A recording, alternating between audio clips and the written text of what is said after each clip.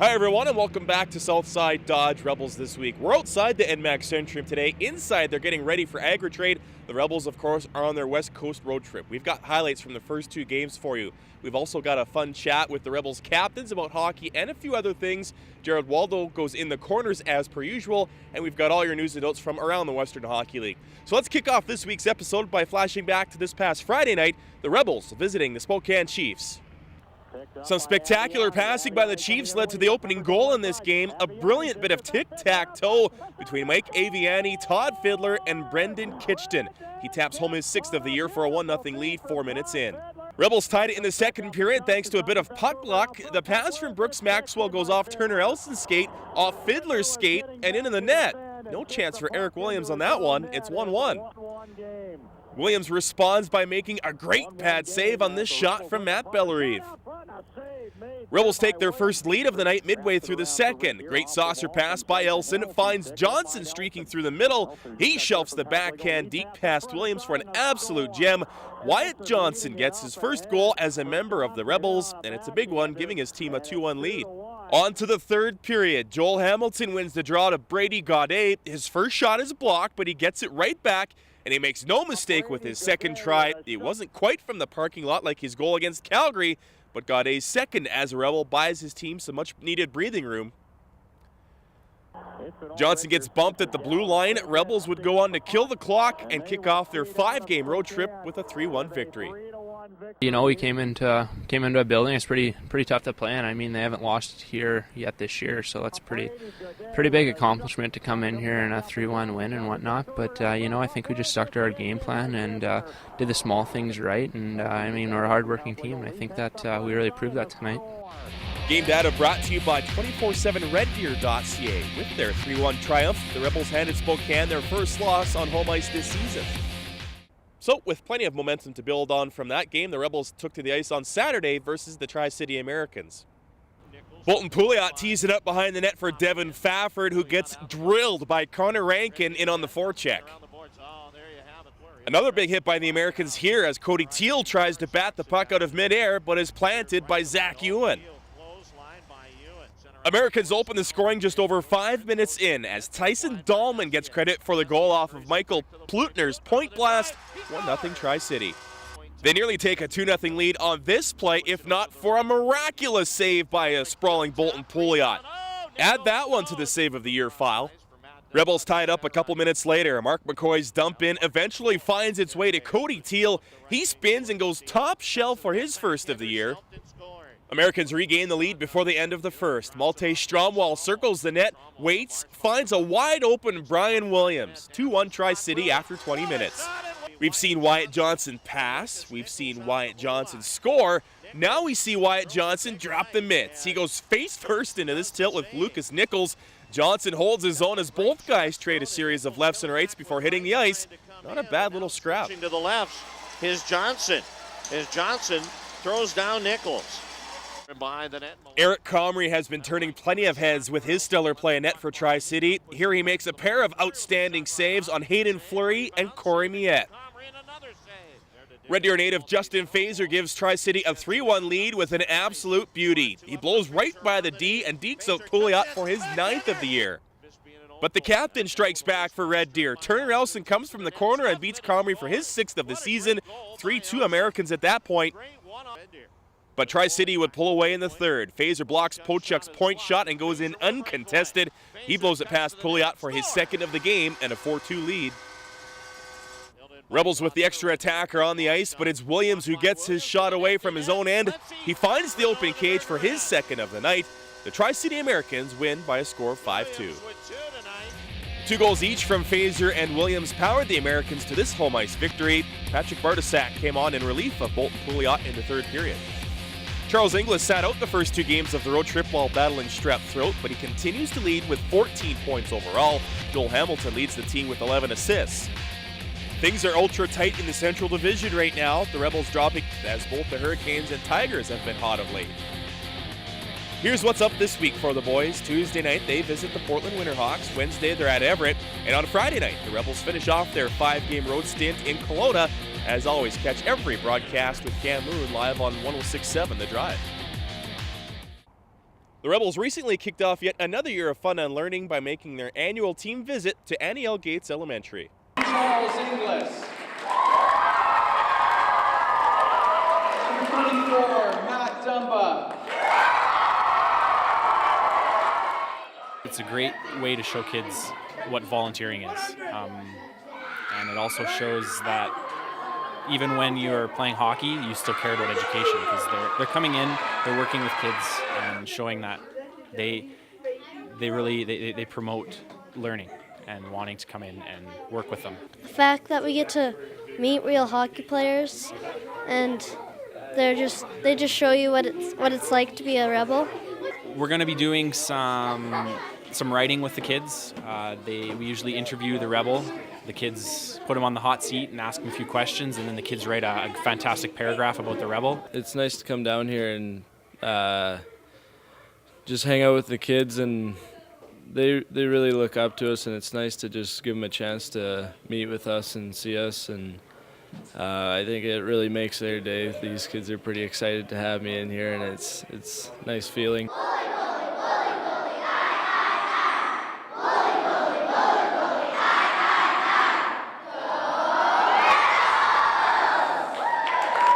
It's awesome for the kids. They get so excited when the Rebels come to visit. It teaches them about volunteering, and we're learning about communities in our class right now.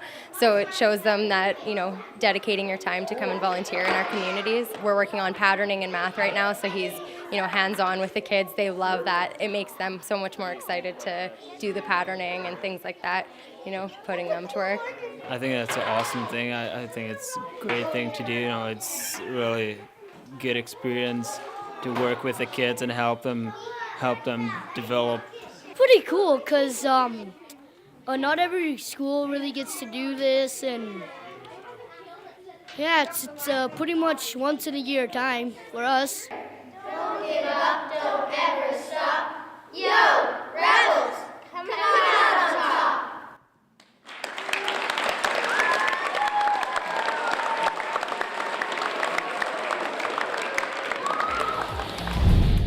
Coming up after the break, we chat about hockey and a few other things with the Rebels captains. Southside Dodge Chrysler Jeep and RV Center is proud to serve Central Alberta. 100% satisfaction, friendly salespeople, and excellent customer service. Southside Dodge, home of the $10,000 giveaway. Complete Athlete in Sylvan Lake is Central Alberta's #1 hockey training facility, boasting one of the world's largest skating treadmills and stick handling platforms. Learn, train, perform. Complete Athlete in Sylvan Lake. Hi everyone, Jack here at 360 Fitness Personal Training. If you're looking to lose weight, burn fat, and just feel great in your clothes again, 360 Fitness can get you there. Work one-on-one with our trainers to get you in the best shape of your life. Get results or your money back. Well, time for a little social experiment here on Southside Dodge Rebels this week. We have the Rebels leadership group, Captain Turner Elson, along with alternates Brandon Underwood, Matthew Dumba, and Joel Hamilton. And boy, I have no idea which direction this thing's going to go. You think these guys are any good at this, or No. Well, there goes the next 5 to 7 minutes of our show anyway. Actually, I want to ask you guys an opinion. When Adam Kambites was traded, obviously the captaincy was up for grabs. Were you guys kind of bitter / disappointed when Turner was handed the C, or have you guys kind of come to grips with that now? No, we're all pretty happy when Turner got the C. Rightfully so. He's a great guy and a great captain, and I think we're all pretty pleased with him being the captain. Dumba plays it between the lines with the PC answer. You're okay with that? Yeah, we thought this question was going to come up, but I thought they'd chirp me a little bit more. Well, I'll throw it back at them now. How do you like having this current group along with Cale Detzel whenever his jaw heals as your group of alternates? Well, they're a good group of guys, and they're vocal, and they really help me a lot out on the ice, and it's hard to be a captain and be the only guy that's vocal and like trying to lead, and it's good to have good captains that help you out with that too. Brandon, you're kind of the new guy to this group. How's it been sort of assimilating thus far? Oh, thank you, Matthew. Okay, you can hold it. Yeah, it's been pretty good. It's an easy group of guys to come in. We got obviously very helpful with each other. Yeah, they're all really nice and really friendly. Pretty funny too. So it's been really easy, and we got a good leadership group, and yeah, it's great. It's just great. Somewhat serious question. A lot of changes here, guys, over the past couple of weeks. Now, you guys as the leadership group, how much of a challenge has it been to sort of get this new group together and get them united moving forward? Well, it's not hard. We've got great guys in the room, and a lot of guys help out with it, and like Brady and Stockel and all these new guys have really bought into what we do in here, and they're really good guys, and we're really pleased that they're here, and it's going to make our team better down the road for sure. Throwing over to Joel at the end of the line here because he hasn't been able to get a hold of the microphone yet, but obviously it sounds like you guys are excited, and the results are starting to pay off because since a lot of these trades have come down, Joel, you guys have come together and put some points on the board. Yeah, I guess it was nice for our team to kind of get a little bit of a change, and obviously the new guys have helped in the lineup quite a bit as far as contributing to the team, and we've been playing real well lately with them in the lineup, and hopefully it just keeps on rolling. Now, you guys have already had, I don't know if you'd call it a luxury, but the opportunity to go on an extended road trip once already. How important is it to have something like that early on in the season to help with that bonding experience, especially with some new faces around? It's awesome. That bonding experience is great for the boys. You're literally with the boys 24/7 and stuff that you get up to on a day off or whatnot, and the pranks and everything. It just bonds the team even closer. So it's good to have that, and we're excited for the U.S. road trip. I was going to say, there's the Saskatchewan road trip, which, although nice to get out and play some games, isn't exactly the most scenic. So this one where you go to East or Western BC and into the States, a little bit more exciting? Yeah, I've only been once, and it was a really exciting time. It was fun. Went a lot of shopping. Got into some nice rinks. We got really nice rinks with great crowds there, and we had a good road trip last time. So let's hope we can go back there and do the same thing. You're into the shopping thing, are you? Yeah, I tend to shop. Same with Dumba. Once you got guys like him, it's easy to shop with. This is true. Yes. I want to ask you guys, and be honest with me here, because we in the media, especially over at the Drive, we spend a lot of time around Charles Inglis, and he's a fantastic player on the ice, but I want your guys' answer, and you can be as honest as you can. How much of a handful is he to look after? Yeah, he gets a little crazy sometimes, and it's he just has a lot of energy, and sometimes you gotta deal with that energy like in a good way instead of always just being crazy Charles, you know. But it's good. He brings a lot of energy to the team and brings a lot of energy to our crowd, and obviously the fans like him, so it's a good thing like that. He often reminds me of the movie MVP, Most Valuable Primate. Just a great energy to bring to the team, and he's always flying around and so energetic. It's fun to have. So he's the obvious candidate in terms of a prankster, a guy that never allows for a dull moment, whether it be in the room or on the bus or anything. Who are maybe some of the other guys on this team, and I'll throw it out to whoever wants to answer, who are some of the other guys that fans may not necessarily think of as a prankster or jokester on this team? I don't know. I've been here a month, so maybe you guys can answer that one a bit better than I could. I'd say Dums is quite a prankster, but he tries to act innocent, but he's one of the lead guys. Actually, I'll throw one out. Connor Bleakley, we call him, new nickname appointed Barrel. He's got a big barrel. He's got a big barrel, but yeah, he likes to throw some pranks out there. Being a young guy, he's not afraid, so he gets it back, but he's not afraid.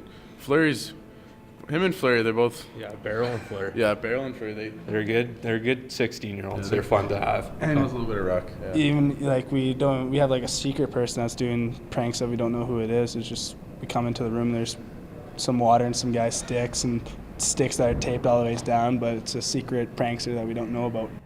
Something to investigate on this road trip, perhaps. Maybe, or it's just a guy that's not part of our team. Brandon. Could be anybody. You never know. And it doesn't surprise me that you brought up Connor Bleakley's name because he's been surfacing as a bit of a protege under Mr. Inglis. I know those two guys spent a lot of time together, so if that's who he's taking his lead from, then this franchise may or may not be in good hands moving forward. So, yeah, he's got to hang out with me and Dums more often, I think. Yeah, for sure. And really, who wouldn't want to just cause, right? Yeah, beauties. Yeah. Let's try some hockey-related questions here for a moment, guys. You guys are right in the middle of the pack so far in terms of the conference. I know you've played a game or two more than most of the other teams. You guys are sitting at the 500 mark as we have this chat, but just your thoughts on how your team's coming around and how you guys see the division and the conference shaping up.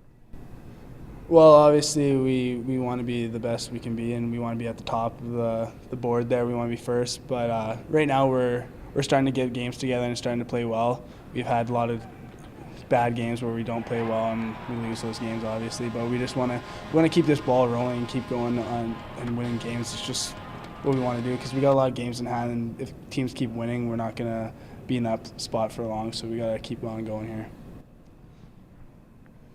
Fair enough. Yes. You guys are just going to let him speak for the whole thing, eh? Just fall behind the captain. That's what every good... Yeah, I'd agree with Turner. I think obviously you're not going to win every game, but I think once you start playing well to string together 3 wins here, 4 wins here, and never lose more than 1 game, I think that's the key, and just kind of get on a roll. And once the team finds its identity, I think that's when good things start to happen. I think we're getting close, but I think hopefully with these next couple home games we can turn that corner and solidify our place in our conference. It certainly seems, and well, this is the case in terms of the people that I talk with, but the fans are kind of sticking with you through this up and down start. A lot of new faces that they're getting to know, but it's got to feel good from your guys' perspective, knowing that the Rebels faithful here in Central Alberta are behind you. Yeah, it's good to see when we have home games on the weekend, especially to see a full barn is just amazing. I know coming out to that and hearing the fans cheering and screaming, and it's great, and it provides us with a lot of energy and makes it easy for us to get up that night. Yeah, we kind of started off the year a little bit rough at home, and it's really great to see the fans still supporting us and still at the games, and it obviously gives us more life on the ice and allows us to play better when they're there, and hopefully we can keep playing well at home and keep them coming out. Now, the reason you guys are heading out on this extended road trip this time around is because of a little thing called AgriTrade. Any of you guys have any sort of farmhand experience at all, or is that a total foreign?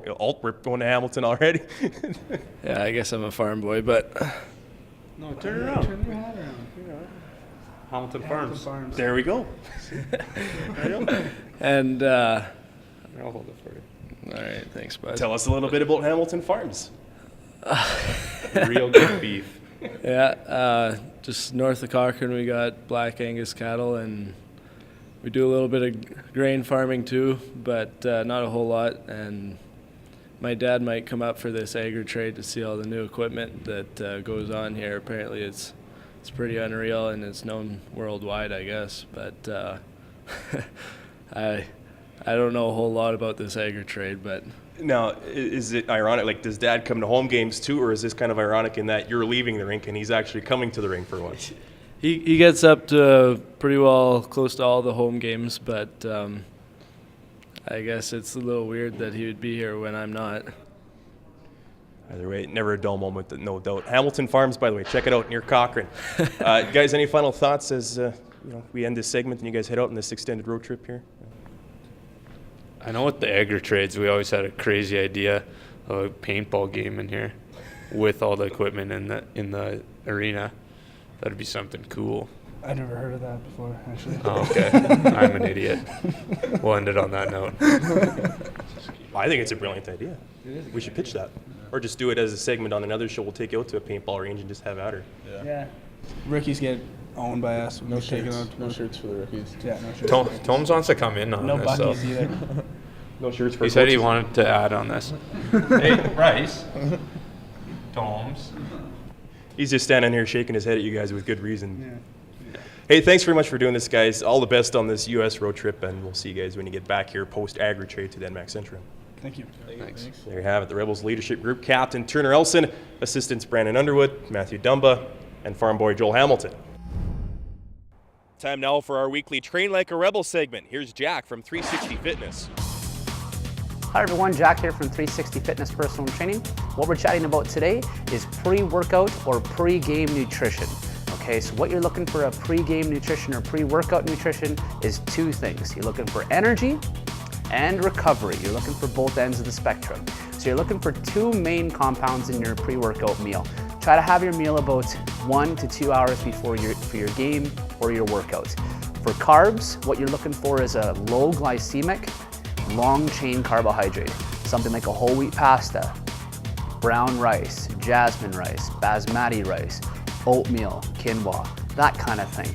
What you're looking for recovery is a nice lean protein source, a nice lean chicken, lean beef, lean turkey, and the such. What those two are going to give you are long sustained energy throughout your entire workout, through your entire practice, through your entire game.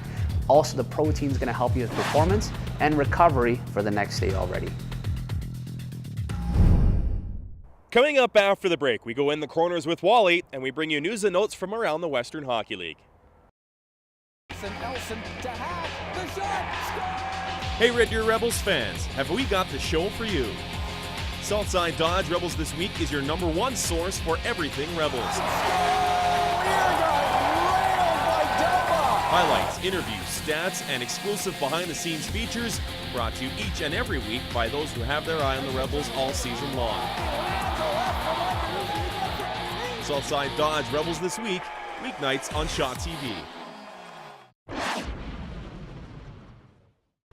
Well, this week as we go in the corners with Jared Waldo, it's report card time. Now that we're a whole month into the season, Jared, let's take a look at the various aspects of this Rebels hockey club, starting with the goaltenders. How would you grade the goaltending tandem of Patrick Bartosak and Bolton Pouliot?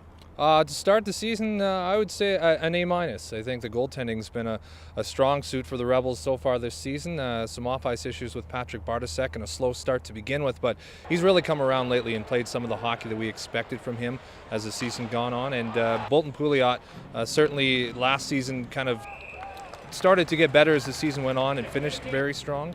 And into this season so far has been a very reliable backup. So I think right now the goaltending's in a good position. We've got two guys who, veteran guys now, have got a lot of games under their belt, and I think the goaltending's been a strong suit.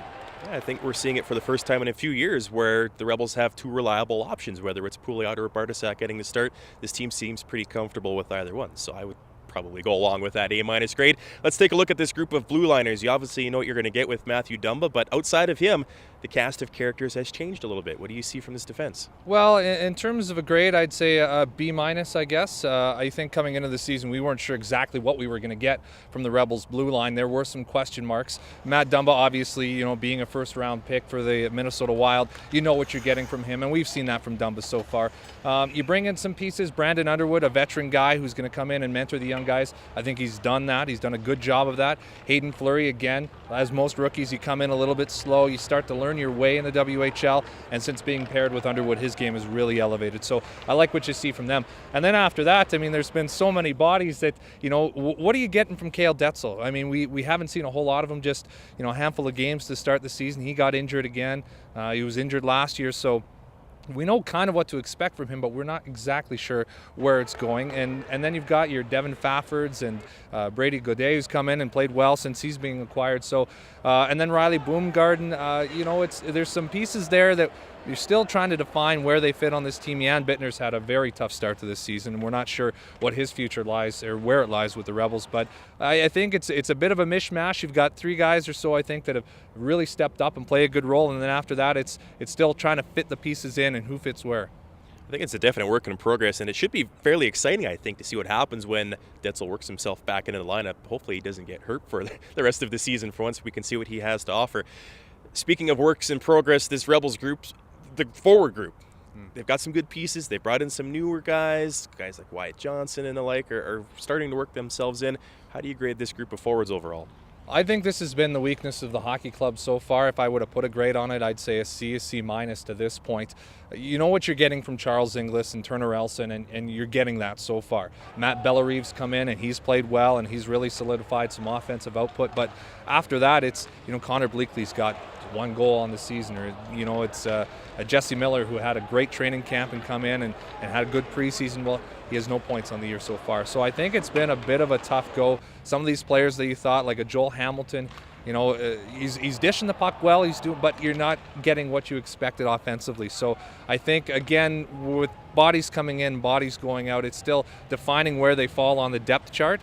But in terms of the offensive output and what we need to see from this Rebels team to be successful moving forward, you got to see more from those guys. And I think the top 12 is a bit of a weakness right now. All in all, Wally, this team, as we tape this particular episode, sits at 900, 9 wins, 9 losses. They're right in the mix when it comes to the Eastern Conference. How would you grade the job that this coaching staff has done so far? Well, it's tough too because as a head coach, you come into the season with a plan with the players you have in place. And as more bodies come in, more bodies go out, you're adjusting as much as the players are and who fits where. I'm going to give Jesse Wallen and his staff probably a B- as well. I think coming into the season, you weren't exactly sure where this team was going. And with the interchanging pieces seeming like a weekly basis, it's always tough to kind of forecast who's slotting where, especially when guys are going on slumps and then you've got injuries that come into it. So I think he's managed his lineup pretty well for the most part. And I think as things move forward and changes are less and less and the plan is in place by General Manager Brent Sutter, I think that's when you're really going to see Jesse Wallen get his hands on this team and really solidify it into the direction that he wants, which is ultimately back into the playoffs. All in all, I think it's going to be very interesting once this team actually plays a stretch of games as a group. Maybe now that the tinkering is over with for the time being, we'll see how things turn out. Thanks for doing this. Thanks. As always, you can check out Jared's handiwork on his website, rebelrebellion.com. In the meantime, let's check in with Jim at Complete Athlete in Sylvan Lake for this week's edition of the Skill Zone. Hey, it's Jim from Complete Athlete. This week on the Skill Zone, we're going to talk about the stride, making sure you're getting the most out of every stride.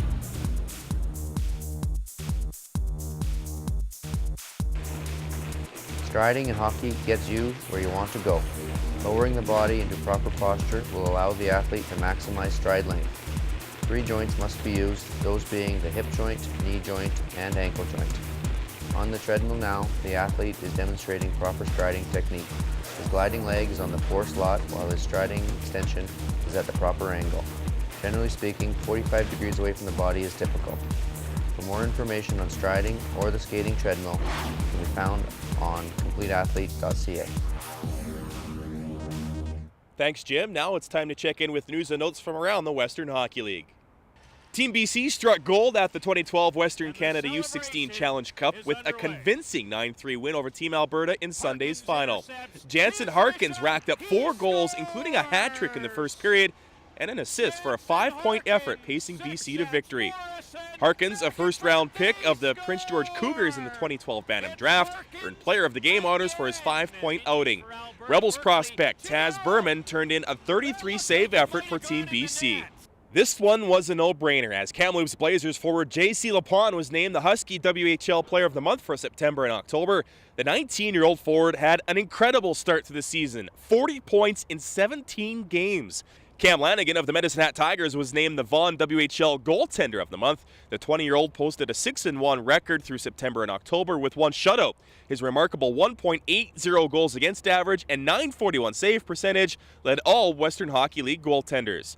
What's even more impressive, Lanigan did it after being traded. He won his first 3 starts with the Portland Winterhawks before joining the Tigers on October 17th.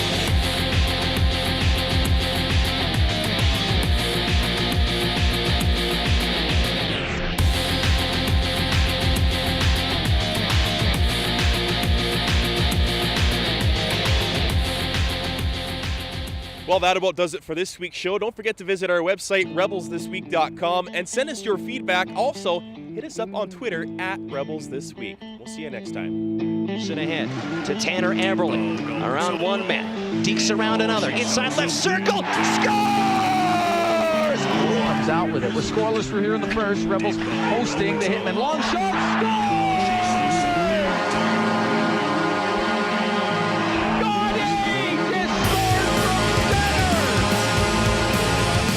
Left wing board gets around the defenseman. Raceman goes. That's the shot. Close to water bottle. And he will go. Will now skated ahead. Wheaton into the Calgary zone. The 6'5" goal line into the slot. Backhander. Franco scores.